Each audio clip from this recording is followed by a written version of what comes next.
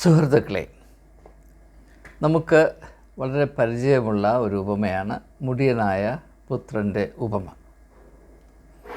നമുക്ക് വളരെ ഉണ്ട് എന്നതുകൊണ്ട് തന്നെ ഈ ഉപമയുടെ സമാനതയില്ലാത്ത പ്രത്യേകത തിരിച്ചറിയുവാൻ ഒരുപക്ഷെ നമുക്ക് ഉണ്ടാകുകയില്ല. അതുകൊണ്ടാണ് ഞാൻ ഈ വീഡിയോ ചെയ്യുന്നത്. മുടിയനായ പുത്രൻ്റെ ഉപമയുടെ പ്രത്യേകത എന്താണ്? എൻ്റെ അഭിപ്രായത്തിൽ അതിനോട് സമമായി വേറൊരു ഉപമയും യേശു പഠിപ്പിച്ചിട്ടില്ല. മറ്റെല്ലാ ഉപമകളും മനുഷ്യ അവസ്ഥയുടെ ഇഹലോക വാസത്തിൽ നാം ആയിരിക്കുന്ന അവസ്ഥയുടെ വിവിധ വശങ്ങൾ ചിത്രീകരിക്കുന്നതാണ്. എന്നാൽ മുടിയനായ പുത്രൻ്റെ ഉപമ മനുഷ്യൻ്റെ ഇഹലോകവാസത്തിൻ്റെ മൂലമായ ഏറ്റവും കാതലായ മർമ്മത്തെയാണ് സൂചിപ്പിക്കുന്നത്. ഈ തിരിച്ചറിവുണ്ടെങ്കിൽ മാത്രമേ നമുക്ക് ആ ഉപമയുടെ വ്യാപകമായ അർത്ഥം വേണ്ടതുപോലെ മനസ്സിലാക്കുവാൻ സാധ്യമാകുകയുള്ളൂ. ആ ദിശയിലേക്ക് നിങ്ങളുടെ അന്വേഷണത്തെയും ചിന്തയെയും ഒന്ന് ആകർഷിക്കുന്നതിന് വേണ്ടി ഞാൻ വളരെ ലളിതമായ ചില സൂചനകൾ മാത്രമാണ് ഇതിൽ ഉള്ളടക്കം ചെയ്തിരിക്കുന്നത്. നമുക്ക് ആമുഖം ദീർഘിപ്പിക്കാതെ നേരെ വിഷയത്തിലേക്ക് കടക്കാം. ഈ ഉപമയുടെ ഘടന നിങ്ങൾ ശ്രദ്ധിച്ചാൽ, പിതാവിൻ്റെ കൂടെ ആയിരുന്ന പുത്രൻ സ്വന്തം ഭവനത്തിൽ അല്ലലില്ലാതെ ക്ലേശമില്ലാതെ പിതാവിൻ്റെ സ്നേഹ വലയത്തിനുള്ളിൽ ആത്മാഭിമാനത്തോടും സംതൃപ്തിയോടും സുരക്ഷിതത്വത്തോടും കൂടെ വസിച്ചിരുന്ന മകൻ സ്വന്തം ഭവനം ഉപേക്ഷിച്ച് ദൂരദേശത്തേക്ക് പോവുകയാണ്. അപ്പോൾ അവിടെ ഒരു ബന്ധത്തിൻ്റെ വിച്ഛേദനം സംഭവിക്കുന്നു. ഇംഗ്ലീഷിൽ പറഞ്ഞാൽ എ റപ്ചർ ടേക്സ് പ്ലേസ്. ഇത് വളരെ പ്രധാനപ്പെട്ട ഒരു കാര്യമാണ്. എ റപ്ചർ, ഒരു ബന്ധം മുറിച്ച് മാറ്റപ്പെടുന്നു. അതിനുശേഷം ദൂരദേശത്ത് അവൻ വസിക്കുന്നു. അതിൻ്റെ വിശദാംശങ്ങൾ രേഖപ്പെടുത്താൻ സാധ്യമല്ല.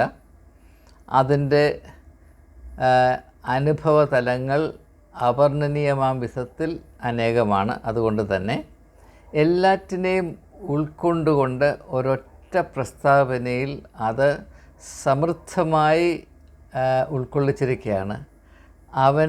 അവനെ തന്നെ നശിപ്പിച്ചു. ഇംഗ്ലീഷിൽ വളരെ മനോഹരമായിട്ട് ഹി വേസ്റ്റഡ് ഹിസ്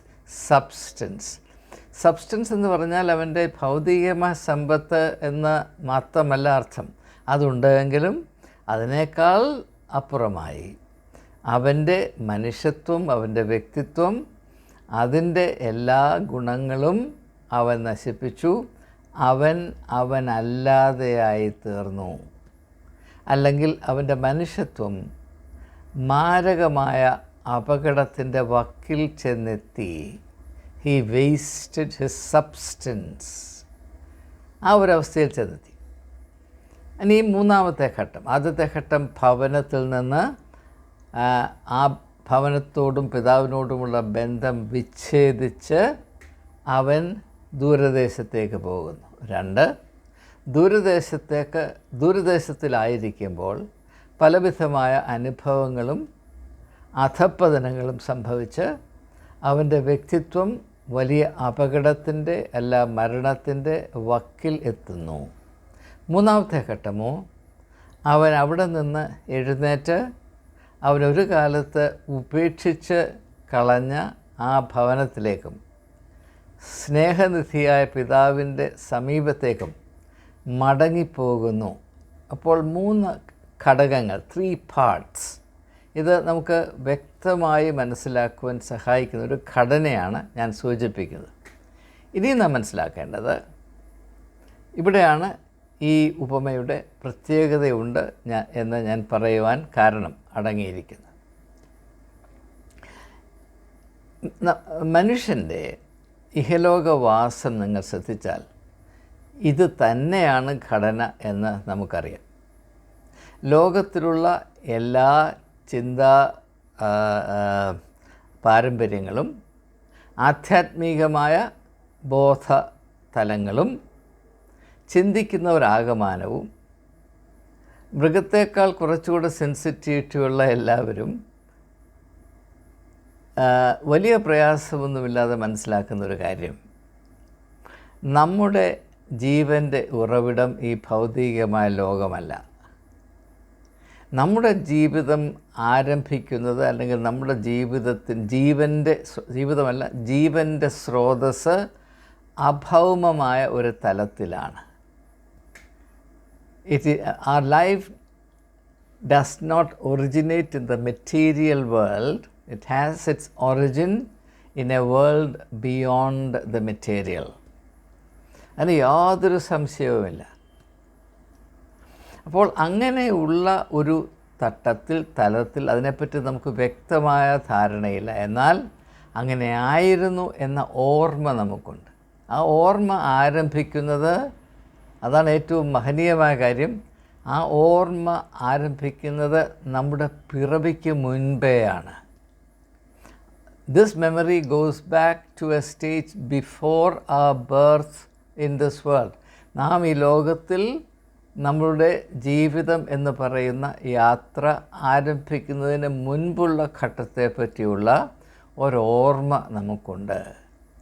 ആ ഓർമ്മ നമ്മൾ വസിക്കുകയും പ്രവർത്തിക്കുകയും ചെയ്യുന്നത് കൊണ്ടാണ് ഭൗതികമായ എത്ര നേട്ടമുണ്ടായാലും അഭൗമമായ തലത്തിൽ നമ്മുടെ വ്യക്തിത്വത്തിന് വേണ്ട പോഷണം ലഭിക്കുന്നില്ല എങ്കിൽ നമ്മുടെ മനസ്സിൽ ഒരു വലിയ ദാരിദ്ര്യവും വ്യക്തിത്വത്തിൽ ഒരു വലിയ ശൂന്യതയും നാം അനുഭവിക്കുകയും അത് പരിഹരിക്കുന്നതിന് എന്തെങ്കിലും മാർഗമുണ്ടോ എന്ന് അന്വേഷിക്കുമ്പോഴാണ് ദൈവ സ്നേഹവും ദൈവവുമായുള്ള ബന്ധവും നമുക്കില്ല എങ്കിൽ നമ്മുടെ ഇഹലോക ജീവിതം അർത്ഥശൂന്യമാകും, ഫലരഹിതമാകും, ഫലമില്ലാത്തതായി തീരും.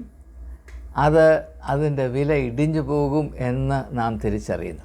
എപ്രകാരം ഈ ഇളയ മകൻ സ്വന്തം ഭവനത്തെയും പിതാവിനെയും ഉപേക്ഷിച്ച് ദൂരദേശത്തേക്ക് പോയി അവിടെ തന്നിഷ്ടം അനുസരിച്ച് ജീവിച്ചപ്പോൾ അവൻ്റെ എല്ലാം അവന് നഷ്ടമായോ, അപ്രകാരം തന്നെ മനുഷ്യൻ്റെ ഈ ലോക അവസ്ഥയിൽ അവനെല്ലാം നഷ്ടപ്പെടുകയാണ്. ഞാൻ ആജീവനാന്തം സാഹിത്യം പഠിപ്പിച്ചൊരു വ്യക്തിയാണ് എന്ന് നിങ്ങൾക്കറിയാം. ലോക സാഹിത്യത്തിൽ മനുഷ്യൻ്റെ അവസ്ഥയെപ്പറ്റി മനോഹരമായ പല പ്രതിപാദ്യങ്ങളുമുണ്ട്. അതിലൊരു പ്രത്യേകമായ നമ്മുടെ ഈ തരുണത്തിൽ നമുക്ക് ചിന്തിക്കുവാൻ സഹായിക്കുന്ന ഒരു പരാമർശം, മനുഷ്യൻ്റെ ഇഹലോകവാസം നിരന്തരമായ നഷ്ടങ്ങളുടെ എന്താണ് പറയുന്നത്, അനന്തമായ ഒരു പ്രക്രിയയാണ്. A life on planet Earth is a story of continuous serial losses. നാം ഈ ലോകയാത്ര തുടരുമ്പോൾ അതിൻ്റെ ഓരോ ഘട്ടത്തിലും നമ്മുടെ സമ്പത്ത്, ഭൗതികമായ സമ്പത്തല്ല ഞാനീ പറയുന്നത്, വ്യക്തിത്വത്തിൻ്റെ സമ്പത്ത്, നമ്മുടെ ജീവൻ്റെ മാഹാത്മ്യം, അതിൻ്റെ വെളിച്ചം, അതിൻ്റെ അളക്കാൻ വയ്യാത്ത വില നശിച്ചുകൊണ്ടേയിരിക്കുന്നു. അത് നാം നഷ്ടപ്പെടുത്തിക്കൊണ്ടേയിരിക്കുന്നു. അങ്ങനെ വന്ന് അവസാനം ഒരു ഗത്യന്തരവുമില്ലാത്തപ്പോഴാണ് സാധാരണ ആളുകൾ ദൈവത്തിലേക്ക് ഇനി തിരിയാം എന്ന ചിന്തിക്കുക പോലും ചെയ്യുന്നത്. അത് മനസ്സിലാക്കിയിട്ടാണ് സഭാപ്രസംഗിയുടെ പുസ്തകം 12-ാം അധ്യായത്തിൽ പറയുന്നത്, യൗവനക്കാരാ, നിൻ്റെ യൗവനത്തിൽ തന്നെ നിൻ്റെ സൃഷ്ടാവിനെ ഓർത്തുകൊള്ളുക, അല്ലെങ്കിൽ വാർദ്ധക്യകാലം നീ വിചാരിക്കുന്നതിന് മുൻപേ നിൻ്റെ തലയിൽ വന്ന് വീഴുകയും അതിനുശേഷം നിൻ്റെ അനുഭവം വളരെ പരിതാപകരമായി തീരുമെന്ന് അവിടെ പറയുന്നുണ്ട്. ആ 12-ാം അധ്യായം മുഴുവനും വളരെ ശ്രദ്ധിച്ച് വായിക്കേണ്ടതാണ്. പ്രത്യേകിച്ച് യുവതീവാക്കന്മാർ വായിക്കേണ്ടതാണ്. അതിനെപ്പറ്റി വിശദീകരിക്കുന്നത് മറ്റൊരവസരത്തിലാകാം എന്ന് കരുതുകയാണ്. അപ്പോൾ മുടിയനായ പുത്രൻ്റെ ആ കഥയിൽ ചിത്രീകരിച്ചിരിക്കുന്ന 3 ഘട്ടങ്ങളിലായിട്ടാണ് യേശു മനുഷ്യൻ്റെ ഇഹലോക അവസ്ഥയെ, ഇഹലോക ജീവിതത്തെ മനസ്സിലാക്കിയത്. ആ തിരിച്ചറിവ് വളരെ അഭികാമ്യമാണ്. അത് വ്യക്തമായി ചിന്തിക്കുവാൻ നമ്മെ എവരെയും സഹായിക്കുമെന്നതുകൊണ്ട് ഇതിനെപ്പറ്റി ഒരു സ്പഷ്ടമായ ഗ്രാഹ്യം നേടുന്നത് നമുക്ക് വലിയ ആത്മീകമായും ബൗദ്ധികമായും ഗുണം ചെയ്യും എന്ന അനുഭവത്തിൽ കൂടെ ഞാൻ സാക്ഷ്യപ്പെടുത്തട്ടെ. അപ്പോൾ നമ്മുടെ ജീവൻ്റെ സ്രോതസ്സും ഇഹലോകമല്ല, പരലോകമാണ്. എന്ന് പറഞ്ഞാൽ ഇഹലോകത്തിനപ്പുറത്തുള്ള അഭൗമമായ ഒരു സ്ഥിതിയിൽ നിന്നാണ് ആംഗലേയ കവിയായ വേർഡ്സ്വർത്ത് പറയുന്നത്, trailing clouds of glory do we come from God who is our home. നമുക്കൊരു ഭവനമുണ്ടായിരുന്നു. ആ ഭവനം എന്തായിരുന്നു? ആ ഭവനം ദൈവമായിരുന്നു. അവിടെ നിന്ന് നാം ഈ വിഹായസിൻ്റെ കാർമേഘ പടലങ്ങളെ താണ്ടി ഈ ഭൂലോകത്തിൽ നാം എത്തി. ഇപ്രകാരം മുടിയനായ പുത്രൻ അവൻ്റെ വീട് ഉപേക്ഷിച്ചങ്ങ് ദൂരദേശത്തേക്ക് ചെന്നു. അതുപോലെ തന്നെ നാമും നമ്മുടെ യഥാർത്ഥ ഭവനമായ ദൈവത്തിൽ നിന്ന്, അതിൽ നിന്ന് തുലവും വ്യത്യസ്തമായ ഈ ലോകത്തിലേക്ക് പ്രവേശിക്കുകയും അതിനുശേഷം മുടിയനായ പുത്രന് സംഭവിച്ച ഗതികേട് നമ്മുടെ ജീവിതത്തിൻ്റെ ഓരോ ഘട്ടത്തിലും നഷ്ടമായി നമുക്ക് അനുഭവപ്പെട്ടുകൊണ്ടേയിരിക്കുകയാണ്. നമ്മുടെ ഏറ്റവും വിലതീരാത്ത മുത്ത്, ഏറ്റവും വലിയ നിധി, ഏറ്റവും വലിയ സമ്പാദ്യം എന്താണ്? ഏറ്റവും നല്ല വെൽത്ത് എന്താണ്? ആ ചെറുപ്പകാലത്തുണ്ടായിരുന്ന, ശൈശവത്തിലുണ്ടായിരുന്ന പരിശുദ്ധി, the purity of being A baby. അതിനേക്കാൾ വലിയ സ്വത്ത് ഈ ലോകത്തിലില്ല. നിങ്ങൾ എത്ര ബില്യൺ ഡോളേഴ്സിൻ്റെ ഉടമസ്ഥനുമായിക്കൊള്ളൂ, അതൊന്നും ഇതിനോട് പകരം വെക്കുവാൻ സാധ്യമല്ല. അതുകൊണ്ടാണ് യേശു പറയുന്നത്, നിങ്ങൾ തിരിഞ്ഞ് ശിശുക്കളെ പോലെ ആയി വരുന്നില്ല എങ്കിൽ സ്വർഗ്ഗരാജ്യത്തിൽ കടക്കയില്ല നിശ്ചയം. അതിൻ്റെ മനോഹാരിത, അതിൻ്റെ വില അപ്രമേയമാണ്. അതിന് പകരം വെക്കാൻ ഈ ലോകത്തിലൊന്നുമില്ല. അതാണ് നമുക്ക് നഷ്ടപ്പെട്ടുകൊണ്ടേയിരിക്കുന്നത്. മനഃശാസ്ത്രത്തിൽ, പ്രത്യേകിച്ച് ഡെപ്ത് സൈക്കോളജിയിൽ ഇതിനെപ്പറ്റി വളരെ മനോഹരമായ ആഴത്തിലുള്ള അറിവുകളുണ്ട്. നമ്മുടെ ഓരോ ഈ ലോകത്തിലെ കാൽ ചുവടുകൾ മുൻപോട്ട് വയ്ക്കും തോറും നാം നമ്മുടെ അതിമഹത്തരമായ ജീവൻ്റെ സ്രോതസ്സിൽ നിന്ന് അകന്ന് പോയിക്കൊണ്ടേയിരിക്കുന്നു. അതോടുകൂടെ തന്നെ നമ്മുടെ വ്യക്തിത്വത്തിൻ്റെ വില ഇടിഞ്ഞുകൊണ്ടേയിരിക്കുന്നു.